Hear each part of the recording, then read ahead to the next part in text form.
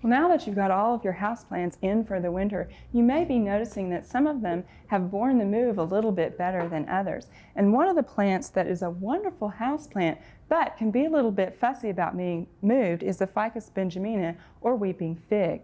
Now, the weeping fig is a wonderful houseplant, and it is actually fairly easy to take care of. The only problem with it is that when it gets moved, it has a tendency to drop a lot of leaves. And even though you may have gone through your acclimation process and slowly brought your plants in, usually a ficus goes through a 4 to 6 week acclimation period once it's gotten in the house. And you'll notice basically a fall of leaves when you bring it in. But don't worry about that, because actually the plant will set some new leaves, lower light leaves, for its indoor climate. So just don't worry if it's starting to drop a lot of leaves after you've brought it in, because it will probably get over that.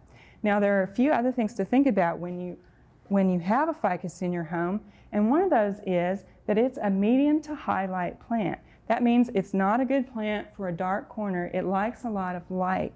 The other thing is that it likes higher temperatures. This is a subtropical to tropical plant, so it doesn't like temperatures below 50 degrees Fahrenheit.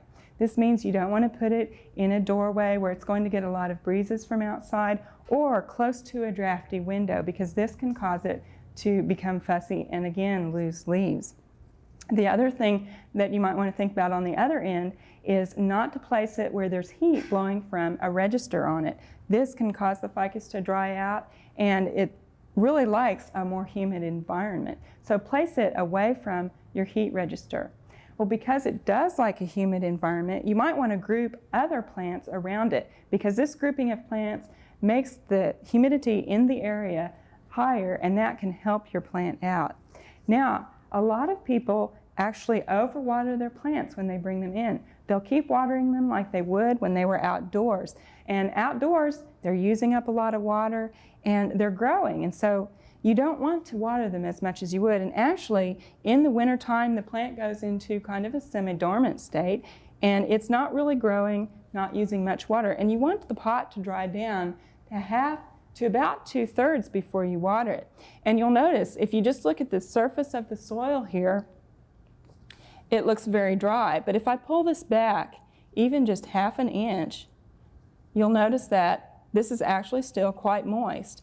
And so this plant still has a lot of water, and I want to let this dry down a little bit more. Now, when I do water it, I want to water it thoroughly and let water drain out the bottom into the dish. The thing is, you don't want to let the water sit in that dish for very long, because that basically, you've submerged your plant roots. They can't get air, and you'll get root rot. So once you've watered that, you've let the water drain through, empty that dish out that it's sitting in.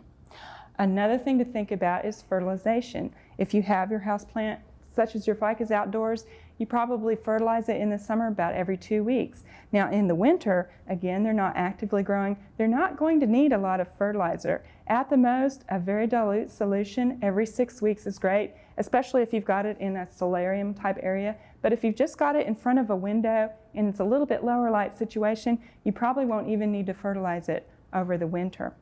Well, there are a few other things to think about when you've got your plants, and not just your ficus, but all of your indoor plants can be susceptible to pests indoors. And one of the pests that you can find popping up is kind of a dark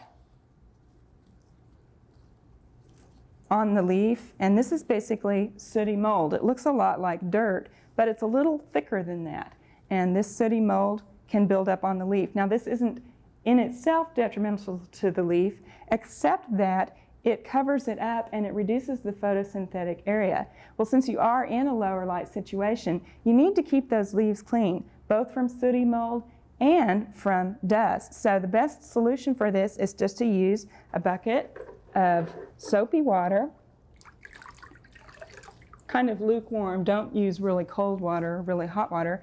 And then just with a soft cloth, go ahead and just wash that off, both the upper and the lower surface, and that will take care of it. Now, the thing about sooty mold is it usually doesn't appear unless you've got some other pest problem, because sooty mold grows on honeydew, which is the excrement of pests. So if I look on up here on my ficus, I'll notice that I do have another pest problem, and that is scale. And these can be kind of hard to detect, and that's why your sooty mold can be a good indicator. But they're just very small insects along the leaf margin or along the stem, and they have a hard outer covering, and that's where they get their name. Now this is a more mature one, but we have one over here. We've got some immature scale in different stages. Now the best way to control these is to catch them early and just to scrape them off with your fingernail. You can just come along and scrape these off and then dispose of them as you go. You can use your soft cloth and rub them off and basically wash this off. Now if they get out of control and you want to use some kind of a pesticide, you might use horticultural oil and a paintbrush and just paint the scales with that. But I would go with manually removing them first and good monitoring practices so that you catch them before they're really bad.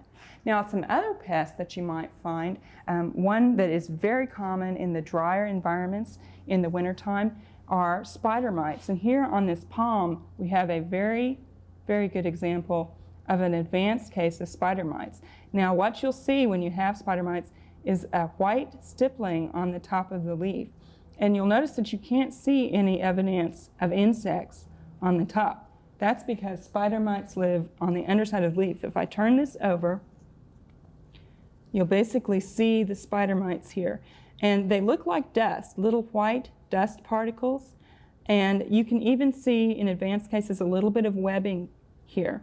And the best solution for this, to take care of your spider mites, is again to take your soapy water and just clean these leaves off. Another way to get rid of the spider mites is just to wash them off with a really strong stream of water. A lot of people will put their plant in the shower and turn the shower on and make sure that you get the underside of the leaf as well as the top of the leaf. Just a nice good stream of water will get rid of those for you. And the thing about spider mites is they don't like a higher humidity area. So if you keep the humidity up around your plant, you'll have less of a problem with spider mites. Now, one other pest that you might see on your plants is right here. You'll notice they almost look like little bits of cotton. Now these are mealybugs. And these again will excrete a honeydew. Often if you have mealybugs, you'll see the sooty mold as well. But what you can do to get rid of the mealybugs, again, monitor them so you catch them when they're not very advanced, is to take a Q-tip and dip that in a little bit of rubbing alcohol and then actually put that on the mealybug itself, and that will dehydrate them and dry them out. You can also use a stream of water to wash these off, but the alcohol and the Q-tip works very well. So basically what you want to do with your houseplants once you've moved them in is to monitor them closely for pests and catch those pests before they get out of control. We hope you've enjoyed this classic from the Oklahoma Gardening Vault. Remember, even though these tips and techniques are timeless, there's always something new to learn in the world of gardening. By subscribing to both Oklahoma Gardening and OK Gardening Classics, you'll have access to a wealth of gardening knowledge, both classic and contemporary.